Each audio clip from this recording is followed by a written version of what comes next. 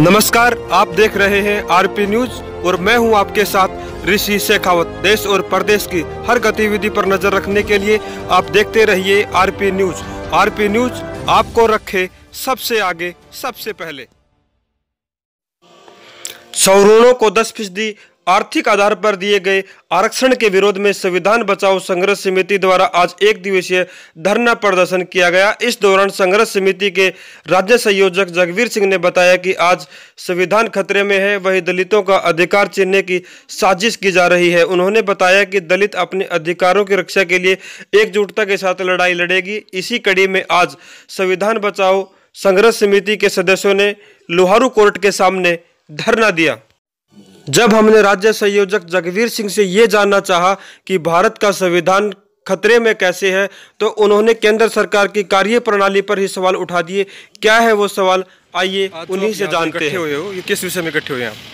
Sir, ये जो संविधान में 15(4) आर्टिकल और 16(4) है, जो SC/ST बैकवर्ड के रिजर्वेशन रिप्रेजेंटेशन से संबंधित है जी। उसमें पिछले समय सरकार ने एक सातिराना तरीके से उसमें बदलाव किया। उसका बेस जो था सोशली और एजुकेशनली रिप्रेजेंटेशन का, उसको आर्थिक आधार में बदल दिया है, जिसकी वजह से SC/ST बैकवर्ड का जो रिजर्वेशन है, रिप्रेजेंटेशन है, वो पूरी तरह शून्य हो गया जी।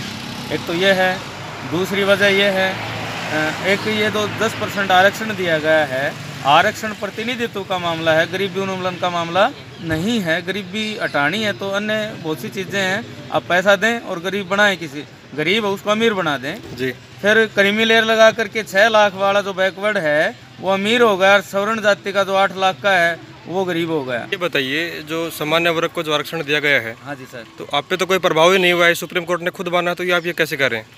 ये जो जो दिया गया है 10%, हम इसके पूरी तरह से बिल्कुल खिलाफ नहीं है। हम चाहते हैं कि इसके जो आंकड़े हैं जाति आधार पर सभी वर्गों के, सभी जातियों के पूरे देश में इकट्ठा कर लिया जाए।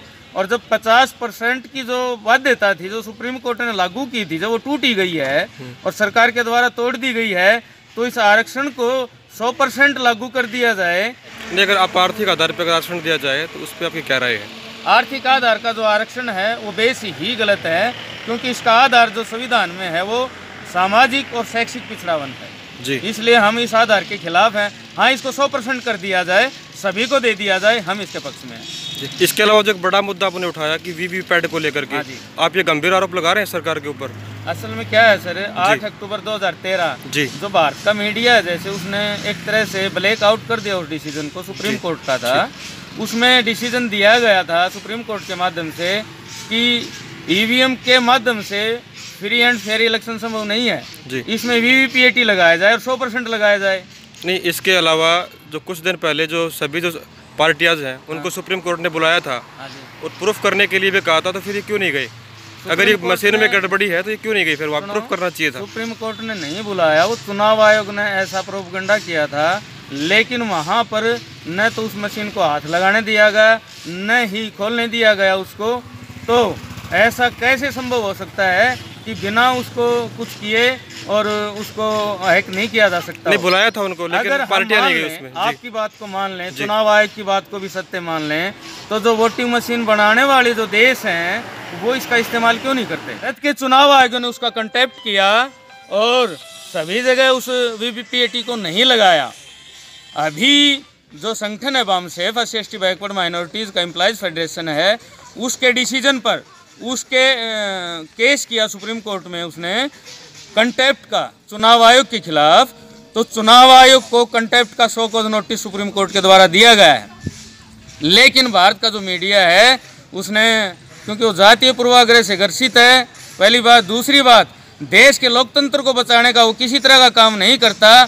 अगर वो ऐसा करता तो 8 अक्टूबर 2013 का जो सुप्रीम कोर्ट का डिसीजन है उसको देश में, समाज में जागरूक करने का काम करता और देश के लोकतंत्र को बचाने का काम करता।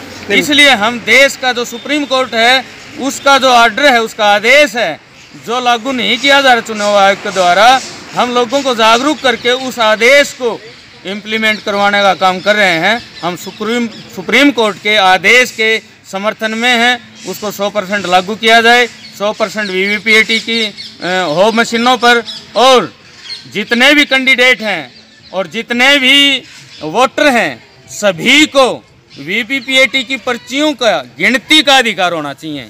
वीवीपीएटी की जो पर्चियां हैं, जो सुप्रीम कोर्ट ने आदेश दिया कि इनको गिना जाए इन डिस्प्यूट ऑफ, लेकिन भारत के चुनाव आयोग और कानून मंत्रालय ने मिलकर के एक नया कानून बनाया कि जीतने वाला फर्स्ट और सेकंड दो ही आदमी रिकाउंटिंग करवा सकते हैं वीवीपीएटी पर्चियों की, उसके बाद दूसरा नहीं करवा सकता।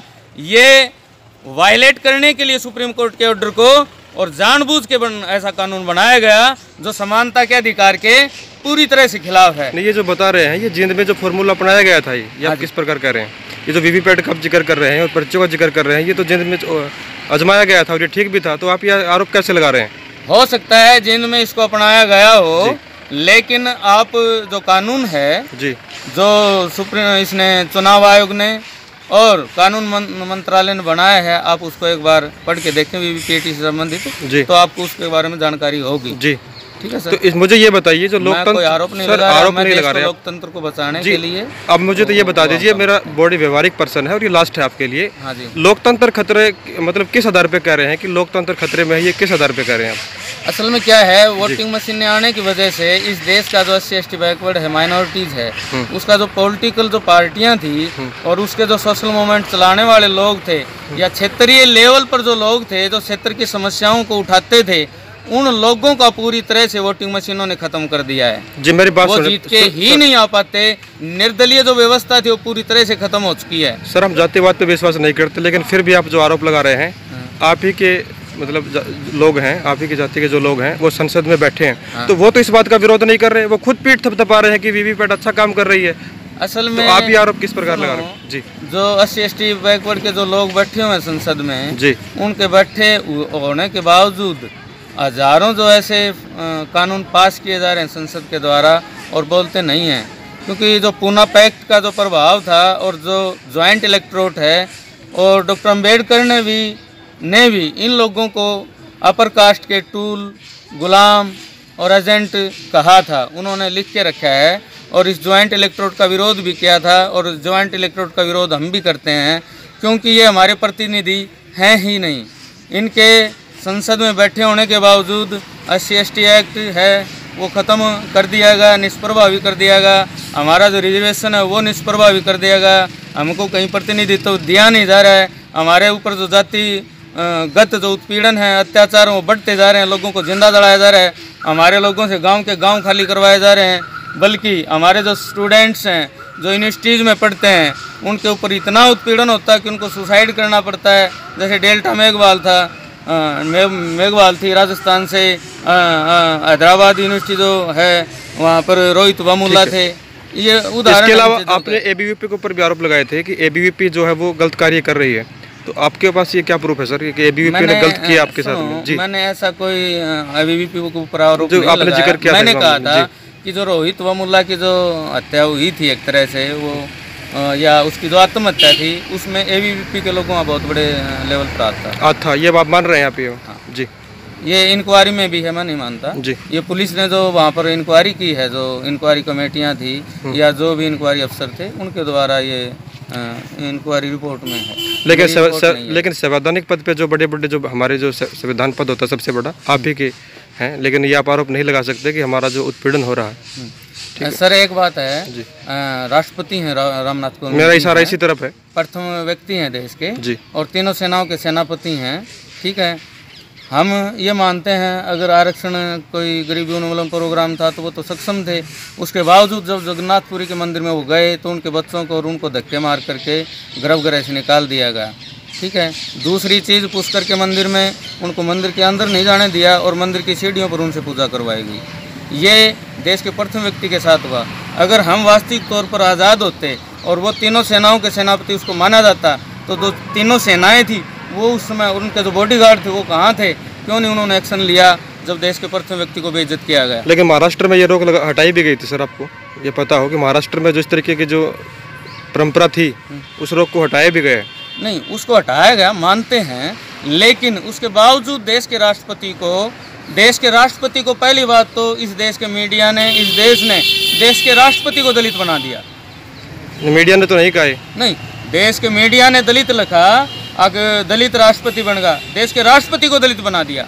नहीं, जबकि कोई जो राष्ट्रपति है, चाहे शेड्यूल कास्ट है, चाहे किसी भी वर्ग से है, वो देश का नागरिक है। ठीक है सर, जो क्षत्रिय पार्टियों का आपने जिक्र किया कि क्षत्रिय पार्टियों को जो वर्चस्व खत्म हो रहा है, तो आपकी इसमें क्या राय है? क्षत्रिय पार्टी रहनी चाहिए या फिर 2 ही पार्टी इस देश में रहनी चाहिए? आपकी राय बता दीजिए, स्पष्ट राय रख दीजिए अपनी। इसमें देखो, मैं एक सामाजिक बहुत कम समय कम है सर, अपनी बात जल्दी रख दीजिए। सामाजिक संगठन से जुड़ा हुआ हूँ मैं जी। जो एम्प्लॉइज का है, पॉलिटिकली हमारा कोई एजेंडा नहीं है, उसके बावजूद मेरा जो स्वतंत्र विचार है संगठन का, उसमें कोई वो नहीं है राय। ठीक है। मेरा अपना जो विचार है कि जब पूर्ण बहुमत के साथ देश में कांग्रेस आई तो 1977 में कांग्रेस ने भी देश को इमरजेंसी दी थी।